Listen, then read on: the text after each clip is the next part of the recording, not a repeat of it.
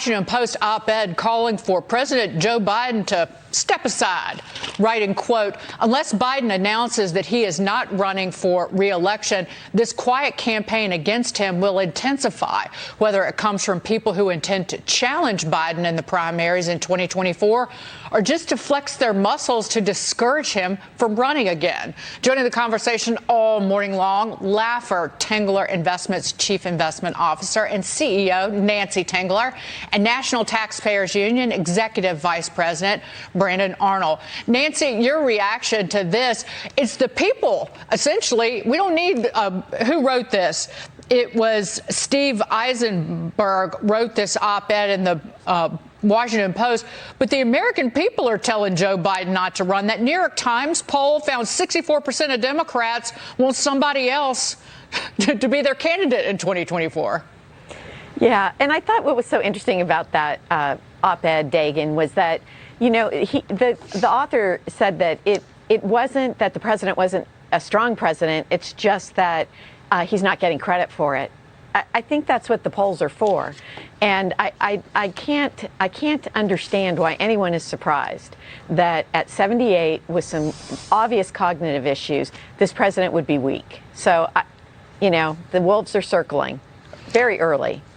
Yeah, the wolves, namely Gavin Newsom and J.B. Pritzker, to name two of them. There's a story in the Journal, in the Wall Street Journal today, about many Democrats are looking beyond Biden. And Brandon, to that point, that even members of his own party don't want to be standing, who are running for election or re-election in the midterms, don't want to stand alongside Joe Biden. And I'll just point to, say, Tim Ryan and even the candidate for governor, Nan Wally, in Ohio, when Biden was in Cleveland recently, they said they had scheduling conflicts to prevent them from having to be near him.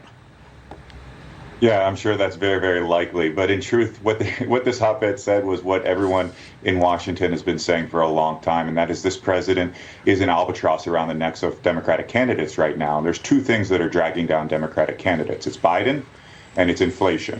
And there's only so much they can do about inflation. In fact, they've mostly made it worse. But there's one thing they can do about Biden, and that's put him on the back bench, get him out of the public eye.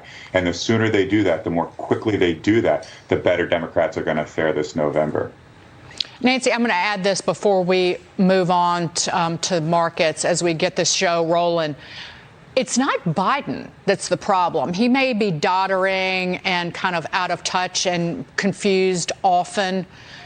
It's his policies, and his policies are the Democrats' policies. If anything, it's not his decision-making, it's the decision-making among these left-wing nuts who are surrounding him in the White House.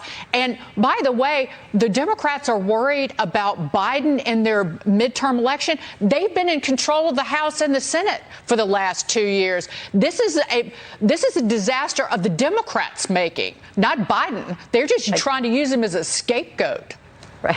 I totally agree. I mean, from cabinet secretary to cabinet secretary, you see people who are ill prepared for the job, who are following progressive policies at their peril. I mean, there's a great article in the Wall Street Journal that it was the Alicia Finley piece on, you know, paying people to stay home, and that it did, in fact, do that. Transfer payments caused people to stay home, spend more. And then we threw a lot more money at it long after we should have with the American Rescue Plan, I think, or Recovery Plan, whatever it was called. And so that their policies are responsible for inflation. Add to that energy and energy policy, where we're now dependent and we're going to other countries hat in hand, and countries that produce really dirty gas and energy. So I think the average American sees that, and that is reflected in the polls.